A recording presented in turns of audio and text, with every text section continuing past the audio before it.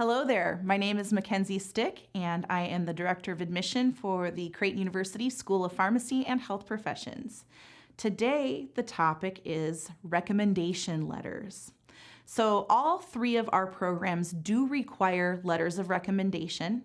To figure out how many you need and who they need to be from, please visit our website at spahp.creighton.edu/future-students. And then from there, you can see the information on the requirements by clicking on the program and then the apply link. So a lot of the time, asking someone for a letter of recommendation can be a very nerve-wracking experience. There's a lot of questions that you might have, and so here I am to basically help you with that process and give you some general guidelines on who to ask, when to ask, how to ask, all the logistics of asking someone to serve or write a letter of recommendation for you. So the first thing I will start out with is who to ask. It's probably easier to actually say who not to ask. So mom, dad, grandma, grandpa, aunts, uncles, family, friends, anybody that knows you on a personal level. No, do not ask anyone who is going to write you a personal letter of recommendation. The key here is professional recommendations.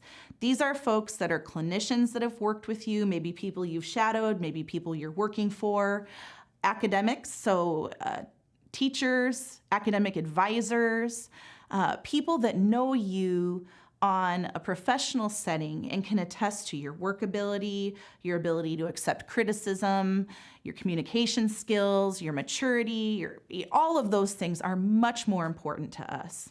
So make sure that within the required recommendations that you're including professional recommendations only. The other thing I'm going to tell you is you need to be identifying people who know you well.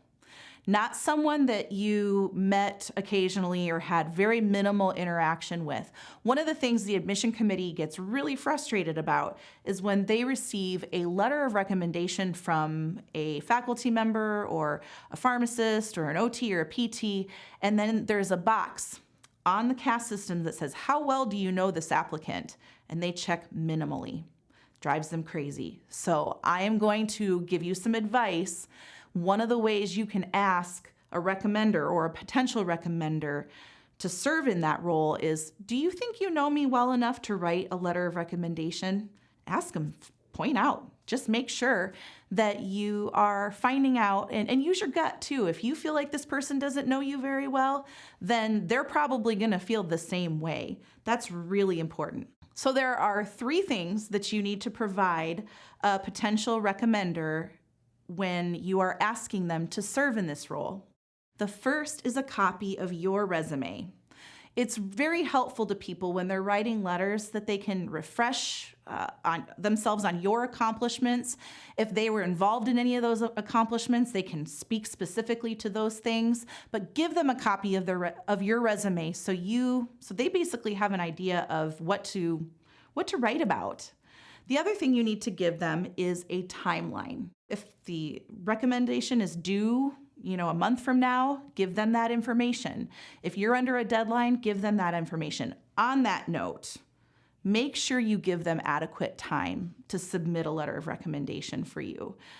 You don't want to come into them the day before the application is due and basically give them no time to get that done. And then finally, let them know your expectations.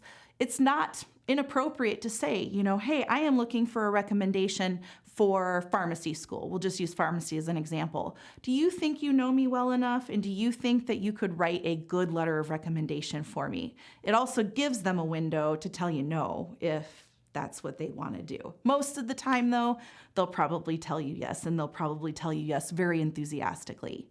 So just make sure that you're giving them your expectations, again, their timeline, and then finally, again, a copy of that resume. If you have additional questions, though, about this process, don't hesitate to give our office a call, and good luck with those applications.